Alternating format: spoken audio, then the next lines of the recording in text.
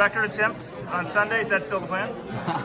Yeah, it is. At least, go out and try my best for it. I'm feeling really good about it, and I always love Millrose, so why not try? And the only race you've done is the 5K, right? Like, how do you know mile fitness, that it's there? Like, because the 5K is pretty different than a mile. Yeah, I feel like I think a lot of like the workouts we've done, kind of like leading up between Boston and Millrose, kind of showed that for me a little bit. Also, just my mindset is, I feel like a lot of a bigger piece than like my actual. I think I'm fit no matter what, but it's just so much of running, especially distance running, is how you feel about a race. And I did not feel great about the 5K. So coming to a race where I'm just more like really excited about it, and it's really, really want to go and give it everything I have. I feel like that's enough to really like kind of know that I'll be ready for it. I mean, big picture, 13:02. Yeah. PB, mere miler, like. I guess it's been a couple weeks since that race. How do you assess it now? I'm still like really happy with it. I feel like a lot of people expect me to go and run a record every race. And I don't want to do that because like especially just in a race where I'm like, especially in a 5K. But I feel like I did really well to kind of like put myself out there and just really like go for the win a little bit. And I still came away with like a really fast time. Even in this day and age, it's like I feel like a lot of people do run a lot faster, but I'm still really proud of myself for what I was able to do. Yeah, I thought it was good. The rest of the Let's Run guys were saying you can get the world record, break 13. I mean, no, he's not breaking 13. Not that I doubted you, but it's not like he hasn't run a lot of 5Ks. But this mile, I guess I can't guarantee you're going to break the record, but I'm like, this thing's going down. I've been saying that for months. But now you've got a pretty competitive field. How does that affect things? Do you have say in like what pace the rabbits are set? Like, kind of talk about those things. Yeah, I mean, having more competition definitely helps me at least. Even if I do lead like that entire race, I still feel like a lot of it is just kind of like feeling that energy, kind of like right behind you a little bit, like kind of pushing you on. I felt it last year when I kind of like went with 200 meters to go, just like they're right behind me. Like I really had to like go for it. Versus if I was like basically time trialing this race and was by myself, I think that'd be like kind of lame. As far as pacing goes, I'm not very picky about it or care that much, so I'm sure Dathan probably asked for something and I'll be like, cool, sounds good with me. But I think a lot of it is just going to be like, really relaxing whatever the pace is and just like, being able to really like push it a lot at the last stretch. So, yeah. The mile at Pre, did that surprise you, how fast it was? Was I surprised?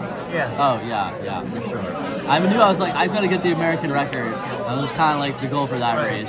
But just to come that close to a world record is like, that was nuts. Yeah, it was amazing. But yeah, you got, I mean, indoors a little bit slower. Do you think indoors is slower than outdoors, or how would you compare the?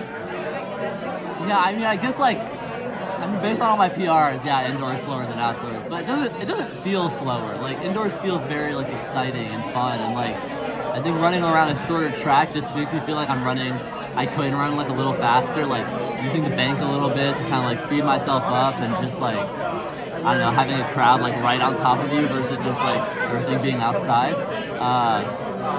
Yeah, I've always loved indoors. I just feel like it's always a fun atmosphere. So. And last year when you came into this race, I guess you broke the 3K record, but you hadn't had the full season that you'd had. Like, do you have different expectations? Or do you think people treat you differently coming into the races? Sort of like, what's it like now being, clear number 1 miler in the U.S., arguably number 2 miler in the world?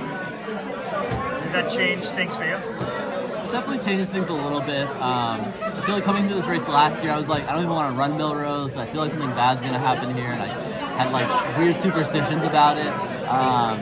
And then, for what reason? Is there some reason? Or? No, I was just like, I never ran it in college, and so I was just like, I don't want to run this race. I feel weird about it. He's like, we're all going here, Yared. You got to run this race. And I was like, okay, fine. And now I'm like a huge fan of Millrose and just like really love to be here and everything.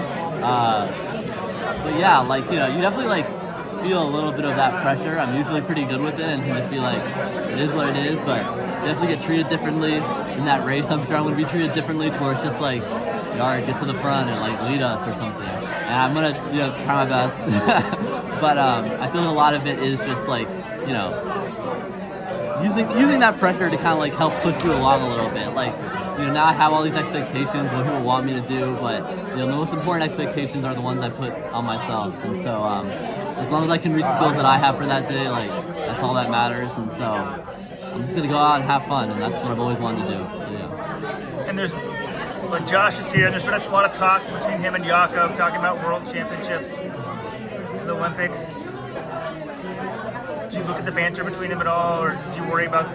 I know there is banter. I haven't looked at the specifics, but you know, I'm not a banter person per se. I think they are, and they love it. I think like that's why they do it, because like I think they all just like secretly like really kind of like poking at each other a little bit, and I don't. So I'm kind of just like I don't think they've talked about me, but even if they did, I probably wouldn't have said anything either way. So yeah. And Worlds last year was, I don't know if it's fair to call it your worst race of the year, but like you underperformed a bit. But there was an illness there. You sort of downplayed that, but like now having a few months to think about it, what do you think happened at Worlds? I feel like a lot of it was just like I wasn't really able to be as comfortable as I wanted to be for a lot of that race. Like I feel like in the semi and the prelim, like what I did great was just like finding a good spot for me to be in, hanging out there, and then really like giving a strong like one effort. And I feel like in the final I was like not really like in a comfortable position and kind of just like fighting a lot of that race, which took a lot of my energy, and I wasn't really able to kind of like have the kick I wanted to in the end. So I think that's bound to happen, especially at like the world final. Is like everyone's gonna be going for it, and it's gonna be hard to like find that space for yourself. But it's definitely something I'm gonna be working on and really trying to go for coming into this Olympic year. One more question on the race. How fast do you guys think this mile can go? I mean, is anything under the world record the goal, or like? I think anything under is the goal. I